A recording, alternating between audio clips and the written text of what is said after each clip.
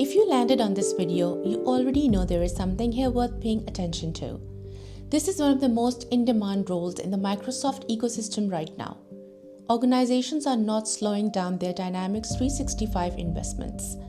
They are accelerating them. And the people who know how to implement, configure, and advise on this product are being paid well for it. I am going to show you exactly what that market looks like in a moment. Real job ads, real titles, real numbers on Indeed and Seek.com, not theory, the actual market. But first, I want to make sure you understand what this role actually is. Because when you see those job ads, I want you to read them differently. I want you to look at a requirement list and know exactly what they are asking for and why. That is what this series gives you. I have spent a lot of time inside this product, across implementations, across different types of organizations, across teams who were handed a Dynamics 365 license and told to make it work. I know what good looks like. I know what gets people hired. And I know what the gap is between someone who has done a certification and someone who actually knows the product. This series closes that gap for you.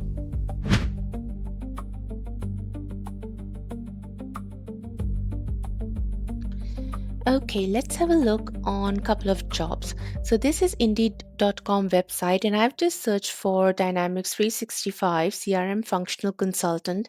As you can see, this is one job in Frisco in Texas, and what they're asking for an experienced senior Dynamics 365 CRM Functional Consultant is required, who knows Dynamics 365 systems, sales cycle, workflows, and associative business processes combined.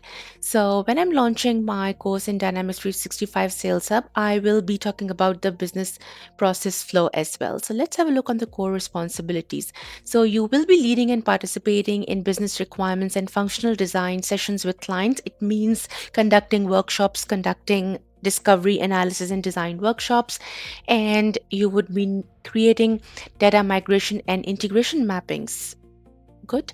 This is basically an Excel spreadsheet document, and you just do column mapping as well. So guiding projects, documenting customer needs and requirements, regularly communicating with customer, estimating the completion of task, and gaining customer approval. So these are all the core responsibilities. And what's the skill they are after? So they are looking for someone with at least 3 years of Dynamics 365 experience, who might have led analysis and design workshop, rollout of the solution as well. So yeah, it's a nice job description, but it doesn't talk about any of the salaries or any certification that is required. Okay. Let's have a look on Seek.com. So Indeed.com is a website that's available globally, and Seek.com is for Australia. So let's have a look. There is one job that talks about Dynamics 365 CE functional lead, and they are paying $900 to $1,000 per day. Per annum, it doesn't look right. It's per day, definitely. And full Australian working rights are required, no sponsorship, and it's a hybrid working structure. So, okay, what's the role? So, the responsibilities would include leading functional discovery workshops and stakeholder engagement sessions. You would be required to gather analysis and translating business requirements into scalable solution and design, delivering functional solution across CE and Power Platform. You will be leading the functional design, documentation, UAT coordination, defect resolution, and go live activities. Okay, and let's have a look. What's the skills they are looking for?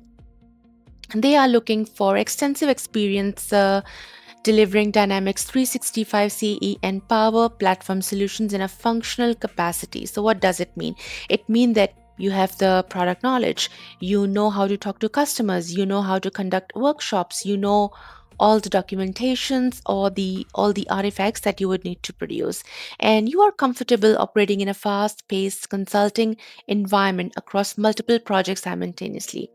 Sometimes, as a functional consultant, you would have three projects simultaneously. So, Monday, Tuesday, you'll work on one project, Wednesday, Thursday on another project, Friday, third project. So, keep this thing in mind. If this job pays well, it's challenging as well.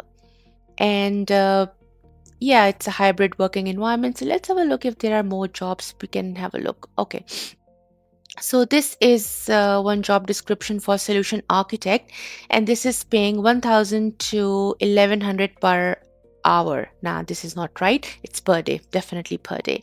And don't get too excited on that. If you become Dynamics 365 solution architect or a functional consultant, you'll be getting $1,000 per day, which is good. But in Australia, I know the tax brackets are very high. So if you're earning $1,000, for example, so 45% of that would be tax deductible depending on your tax bracket. So from 1,000, yeah, take home could be 500 or $650. So don't get too excited. So what do you need for this role? You need technical certifications and technical skills, but I have opened this job description just to tell you that even if you are applying for a solution architect, you must know the product. You must know the functional side of the product as well. Then if you don't know, then you cannot be a Dynamics 365 solution architect, because all the functional consultants, all the technical developers, they report to the solution architect. And if you don't have that product knowledge, how are you going to lead a team? So the functional knowledge is super important.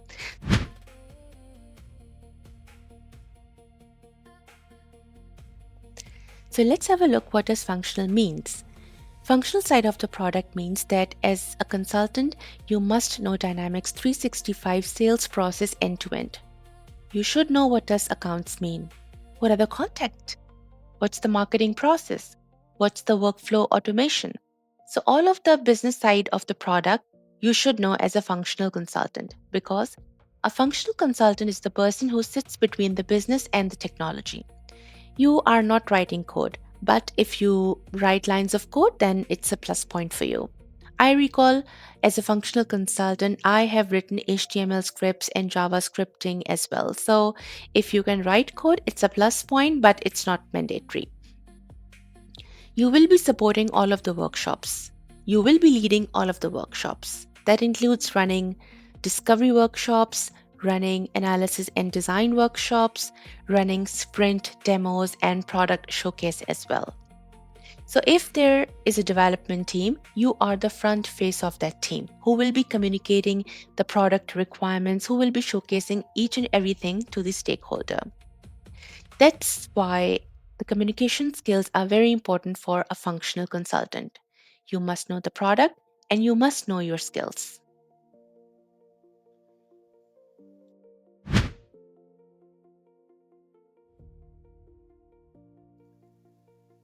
As a functional consultant, you should have at least AB 210 certification, which is the Dynamics 365 Sales Hub certification.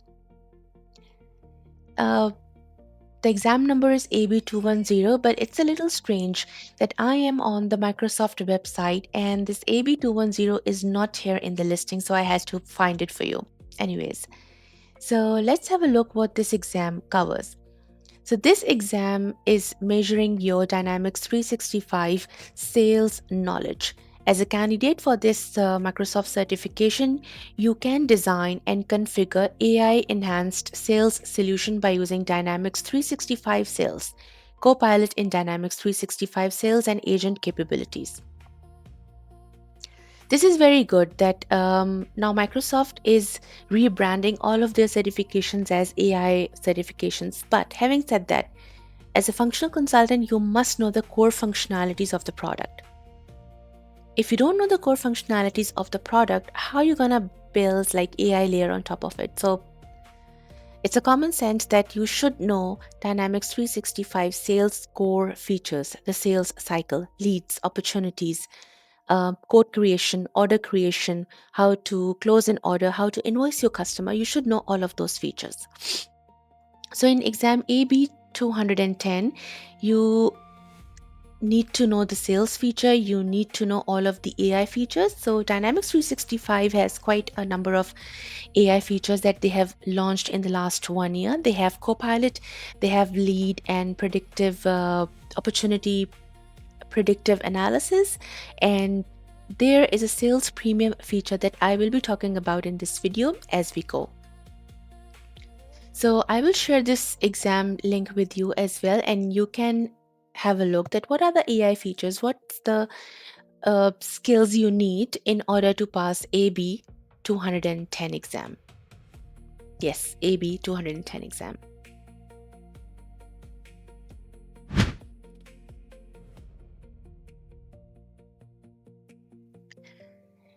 Now let's have a look how you can create a Dynamics 365 free trial environment. Because you can prepare for the exam, you can learn all the guides in the world, but until and unless you practice, you will not learn the product. Well, this is how I learned the product. So first of all, you would need to go to this website, microsoft.com. I will share this link with you in the comment section. And then you need to go and click try for free. And when you click try for free, you will see quite a number of options here. So there is sales app, there is customer service, there is contact center. There are lots of apps, so don't get confused. Dynamics 365 Sales is the number one app that you need to learn if you are new to Dynamics 365 CRM. This is the basis of this product. So let's click and try for free. So you can have your personal email address and you can subscribe to it. So let's have a look. I'll just copy this temporary email address. I'll just paste it and let's see if we can start our free trial. Oh, so it says that please enter a work account for the best trial experience. Many people would just close this window right now and get disheartened that they cannot create a free trial instance. So have a look on this line. Let me see if I can zoom it. To continue using this email address, set up a new account. Let's set up a new account by clicking this link.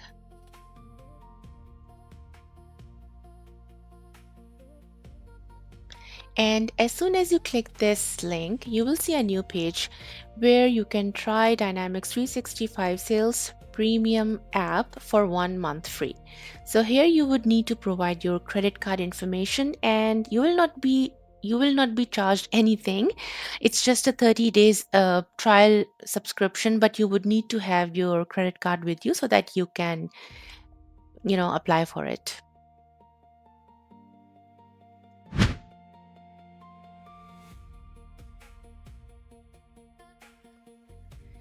This is how the Dynamics 365 Sales Hub look like. And because I have a trial account, so the name of my app here is Sales Trial and not Sales Hub. So on the left hand side, we have this site map that you can expand and you can collapse. So I'll just expand it again. And here you can see a couple of options where you can see all of the activities of your sales team, all of the sales pipeline, which is basically your leads, opportunities, and forecasts. You can also see list of your customers and you can also find many resources here.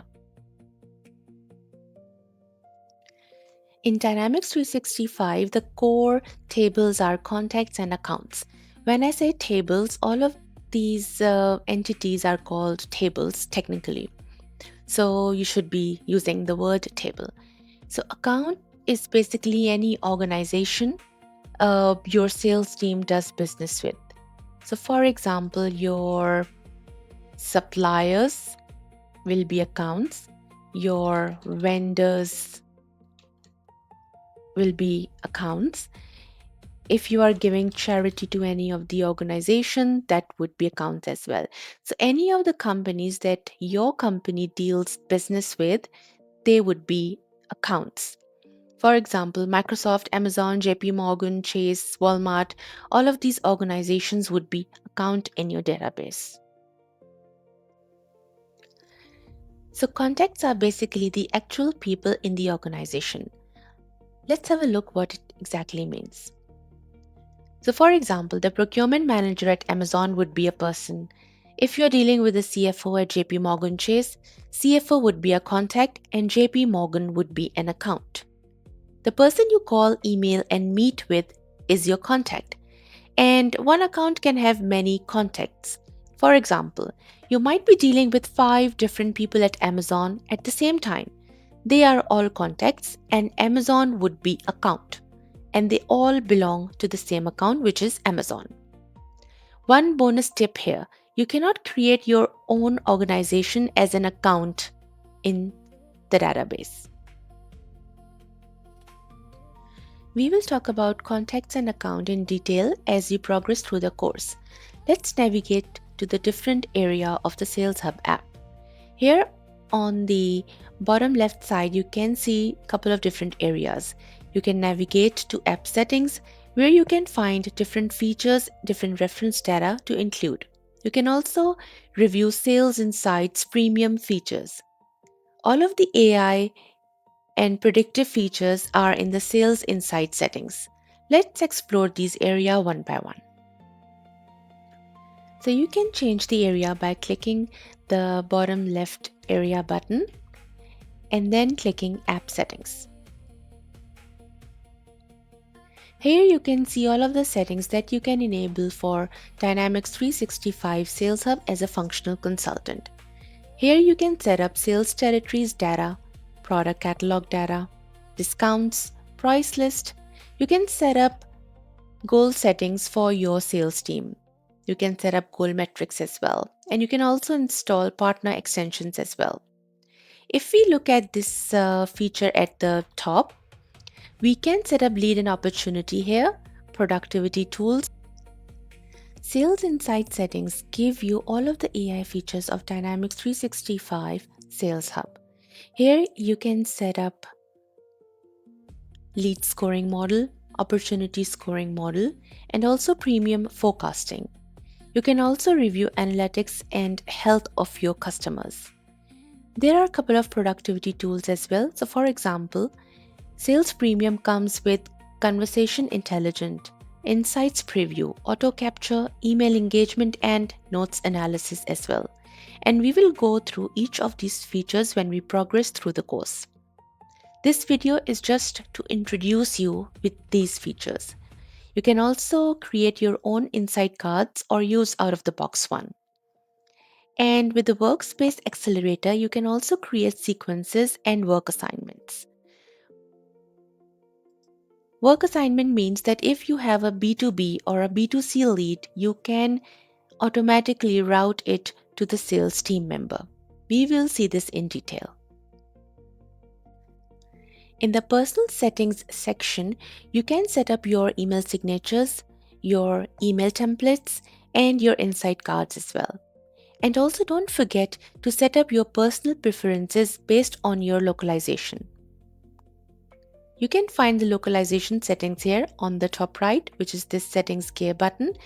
And under more settings, you can click personalization settings so that you can set up your date and time formats. Here you can set up your time zone, and in the formats, you can set your current format to Australia as well, or to US. If you're watching from US or any of the country you're watching, you can set up your localization as such. So that when you are reviewing time, for example, so it will show you short date like this and long date like this. Click OK.